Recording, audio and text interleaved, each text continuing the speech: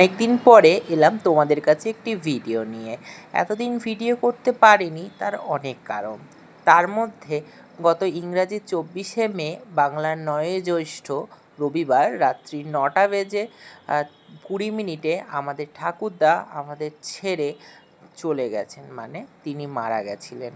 তাই জন্যে এই কদিন আর কোনো ভিডিও করার ইচ্ছাও করেনি, এমনকি শ্রাদ্ধে যে কোনো ভিডিও করব সেটাও কোনো আমার ইচ্ছা করেনি। মানুষের ইচ্ছার উপরে তো সব কিছু। তো আবার নতুন করে সব কিছু শুরু করব এবং একাদশীর পুণ্যতিথি থেকে আবার নতুন করে আমরা সব কিছু ভিডিও করা শুরু করছি। এবং দেখতেই পাচ্ছ, গোপালরাও এতদিন বাড়ি ছিল না। গোপালরা পাশের বাড়ির গোপাল দিদির কাছে সেবা পেতে গেছিলো, কারণ আমাদের সেবা এই গত 14 দিন ধরে বন্ধ ছিল। আবার নতুন করে ভগবানের ঘর পরিষ্কার করে ঠাকুরকে নতুন করে আহ্বান করা হলো। আবার নতুন করে আমাদের সেবা পুজো সবই চালু থাকবে। তো কালসুচ টসুচ কেটে গেছে সবই।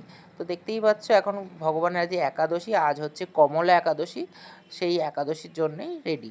এবার দেখতেই পাচ্ছ ঠাকুরকে ফুল টুল দিয়ে সাজিয়ে গুছিয়ে নিলাম। আর আমাদের বাড়ির বড় জবা ফুল গাছটাকে কেটে দেওয়া হয়েছে কিছু কারণের জন্যে। সে ভিডিও আসবে তোমাদের কাছে খুব শীঘ্রই।